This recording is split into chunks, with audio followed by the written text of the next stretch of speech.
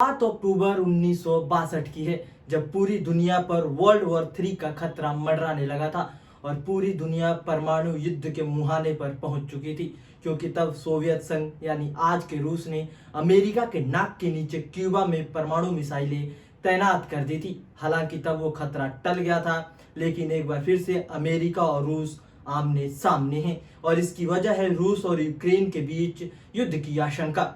Hello friends, welcome back to my channel. मैं हूं love Kumar. सबसे पहले तो मैं आप सभी से माफ़ी मांगना चाहूँगा कि वीडियो इतनी देरी से आया।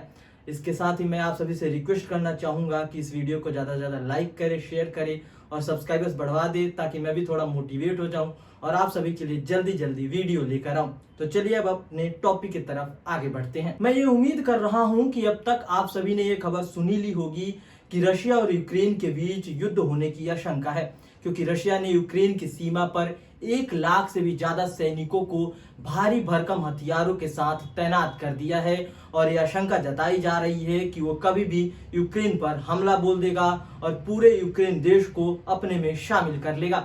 वहीं यूक्रेन के बचाव में पूरा यूरोपीय यूनियन और अमेरिका आ गया है और रशिया को धमकी दिया है कि अगर रशिया ने यूक्रेन पर हमला बोला तो उसे गंभीर परिणाम भुगतने पड़ेंगे। वहीं रशिया के सपोर्ट में चीन है, यानी एक तरह से दुनिया के सबसे शक्तिशाली देश एक दूसरे के आमने सामने हैं। ऐसे में कुछ लोग ये आशंका जता रहे हैं कि अगर युद्ध हुआ तो ये वर्ल्ड वॉर 3 का भी रूप ले सकता है। तो चलिए मैं आपको इस वीडियो में ये बताने का प्रयास करता हूं कि आखिर रशिया और यूक्रेन के बीच युद्ध की नौबत क्यों आ गई है और भारत का इन सब पर क्या प्रभाव पड़ेगा। इससे पहले कि हम रशिया और यूक्रेन के बीच आज के बिगड़े हालात की बात करें, हमें पहले इन दोनों देशों के इतिहास के बारे में जान लेना चाहिए। इससे हमें आज के हालात को समझने में ज्यादा आसानी होगी। आप सभी ने ज्यादातर जगहों पर यह पढ़ा या सुना होगा कि साल 1991 में यूक्रेन एक आजाद मुल्क बना, जब यूएसएसआर का विभाजन हुआ। लेकिन हमेशा से ऐसा नहीं था।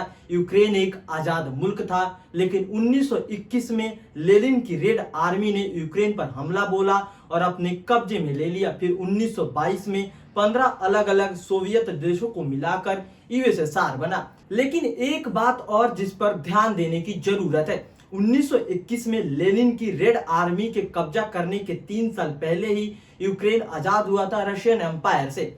उससे पहले वो रशियन एम्पायर का हिस्सा था। लेकिन 1917 में लेनिन ने ही रशियन रेवोल्यूशन किया था और रशियन एम्पायर के राजा निकोलस द्वितीय को हटाया था, जिसके बाद यूक्रेन 1918 में खुद को एक आजाद मुल्क घोषित कर लिया था। लेकिन ये आजादी ज्यादा दिन नहीं चली और जिस लेनिन की वजह से यूक्रेन आजाद हुआ था, उसी लेनिन ने फिर से यूक्रेन पर कब्जा कर लिया और फिर यूएसएसआर का पार्ट बना दिया। लेकिन यूक्रेन के बहुत से लोग चाहते थे कि उनका एक आजाद मुल्क बने।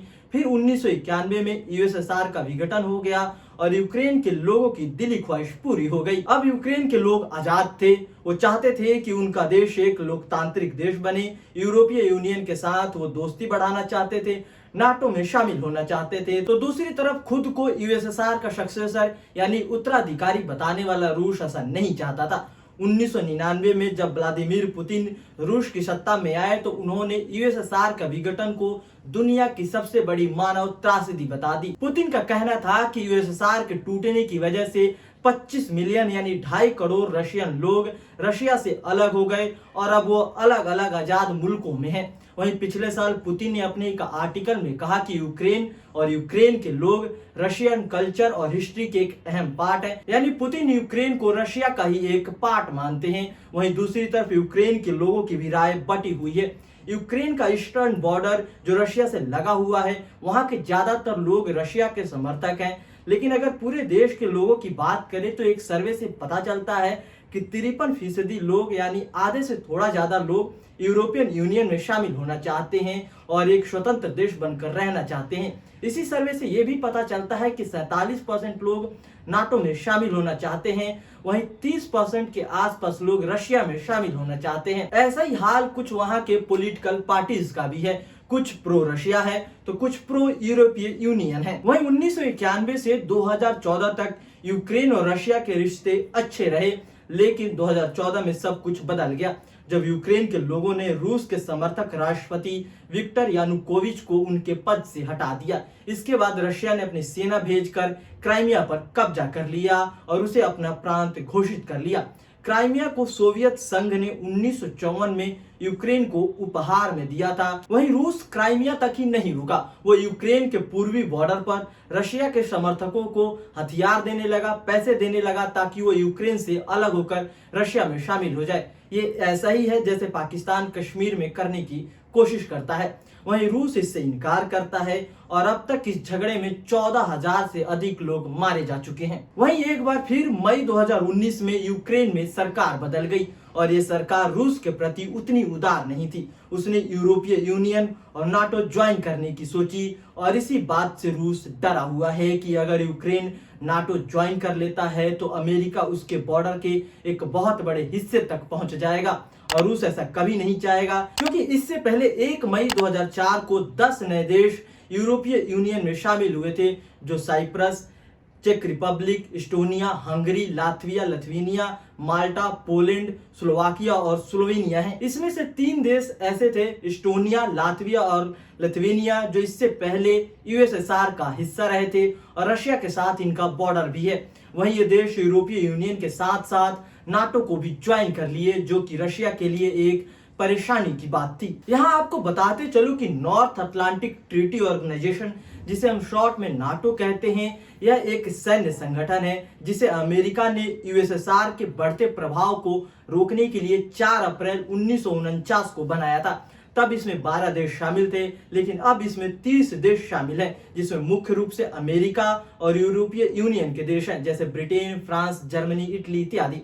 वैसे तो यह सैन्य संगठन बहुत कुछ करता है, लेकिन एक बात जिसके लिए यह जाना जाता है वह है इसका आर्टिकल 5। इसमें यह लिखा गया है कि अगर कोई देश किसी भी सदस्य देश पर हमला करता है तो यह सभी सदस्य देशों पर हमला माना जाएगा और फिर सारे सदस्य देश मिलकर हमला करने वाले देश के खिलाफ लड़ेंगे। वहीं तब यूएसएसआर ने इसके जवाब में वार्सा पैक्ट बनाया था, लेकिन 1991 में यूएसएसआर के खत्म होने के साथ ही यह भी भंग हो गया। लेकिन नाटो अभी भी काम कर रहा है और जब अमेरिका पर 9/11 का हमला हुआ तो सभी नाटो देशों ने मिलकर अफगानिस्तान पर हमला बोला था। हालांकि ये अलग बात है कि वहां भी अमेरिका को हार का ही सामना करना पड़ा और 20 साल बाद तालिबान के हाथों में अफगानिस्तान को सौंप कर लौटना पड़ा। लेकिन अब यूक्रेन के नाटो में शामिल होने की संभावना को लेकर व्लादिमीर पुतिन किसी भी तरह का कोई रिस्क नहीं लेना चाहते हैं। ऐसे में आपको यह भी ख्याल आ सकता है कि क्या यूक्रेन नाटो में शामिल भी हो रहा है,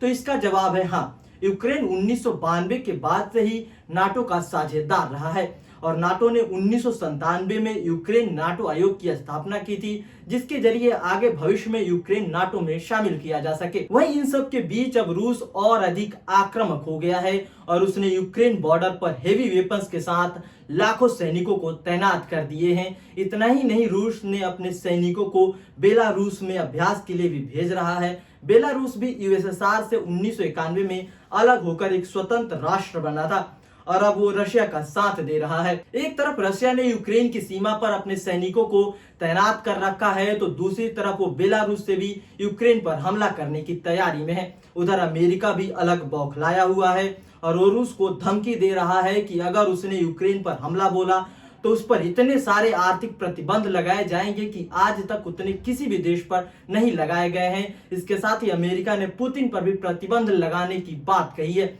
लेकिन रूस भी अमेरिका से साफ साफ बोल चुका है कि यूक्रेन को नाटो में शामिल नहीं किया जाए और नाटो 1997 से पहले वाली स्थिति में लौट जाए।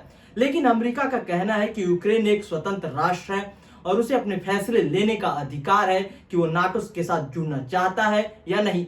वहीं युद्ध की आशंका के बीच अमेरिका, ब्रिटेन और कनाडा ने यूक्रेन को डिफेंसिव हथियार भेज रहे हैं।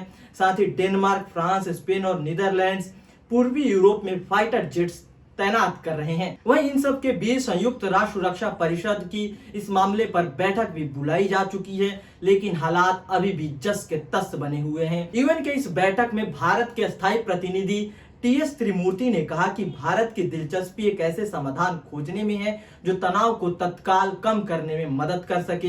हम संबंधित पक्षों से भी संपर्क में है।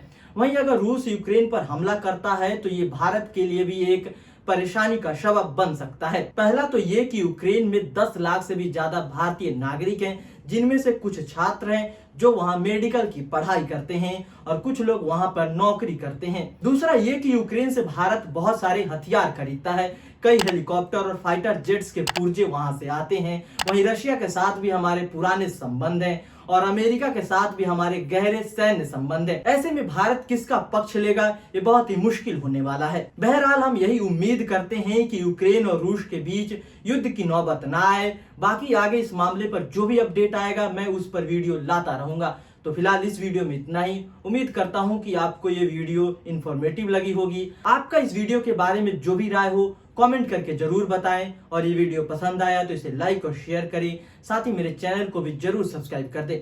Thanks for watching.